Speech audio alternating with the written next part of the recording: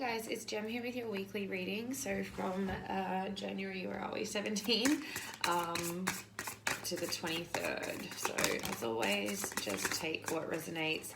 It's just a general reading. If you'd like your own private reading, you can message me and let me know if it was helpful. Okay, so this week ahead, guys, we have Five of Swords, we have the Moon, we have the Ace of Wands, and we have the Five of Pentacles, okay? So what I'm hearing here, I feel like a lot of you have been up in your head, overthinking a little bit, just, it feels very like almost as if you're sick of your own thoughts, to be honest. Like, you just, like, the head fuckery of it all is just almost getting to the point of exhausting. Like, you're just like, please, it has to end.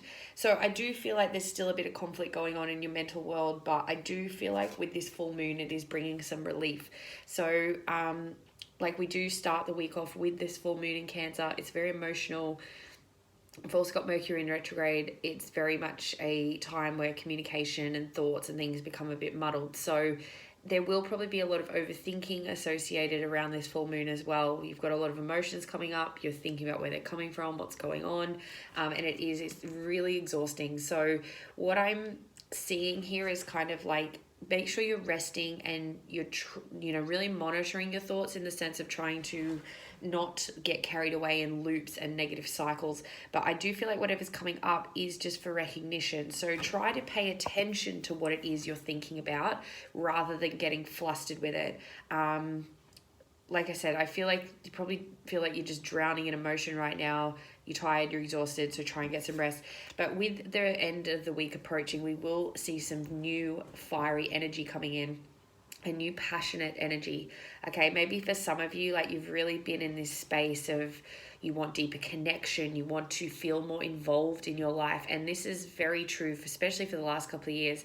Like, maybe you've realized, like, life is more meaningful to you when you're doing things that you're passionate about, that bring you joy, that are connections, like with people or partners or family or in your work life, colleagues, clients, whatever. Like, maybe you're getting to that point where you're realizing what's important to you, and all this overthinking is like, well, how do I, and it's just like, just trust that the start of this week, you need to kind of just let things process and flow without over analyzing. And on the back end of the week, we're going to kind of come into this new fresh energy. But with this Five of Pentacles, it's going to be up to you to make the moves, okay? So because of all this emotion, you might feel like you're just sort of in a bit of victim mentality, so try not to stay there. Because the thing is, like, the key to the door is here. So, like, you can now move out of this sorrow, this grief, this hardship, this being betrayed and deceived. Like, you're overcoming this. This is all the processing with the full moon. So you do have the key to unlock the door of this,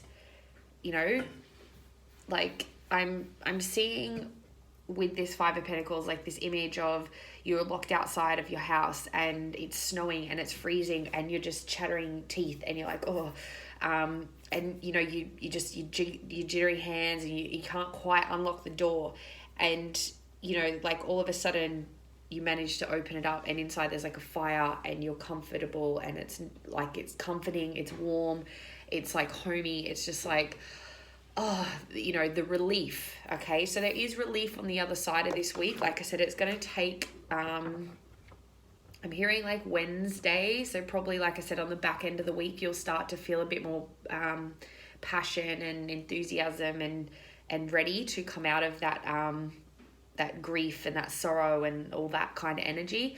But again, it's important to just monitor where the thoughts and patterns are coming up at the moment so they can go under this full moon, okay?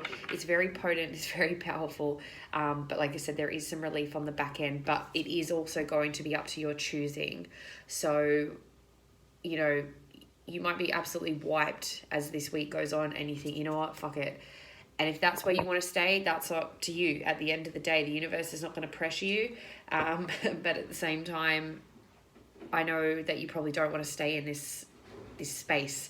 So it's important to just let whatever's coming up come up, let it go and let this new energy come in so you can go back into the warmth and comfort of your life and your energy and the things that make you feel good. Okay, we do have the Three of Pentacles on the bottom of the deck as well, so this is kind of an underlying energy of like you are building, you are moving towards things, but I feel like it's been halted by this emotional release. So if you can approach it from that respect, as a concept of healing, of becoming more balanced, of letting go of the baggage that's keeping you back from creating on this foundation, you will get through it quite easily.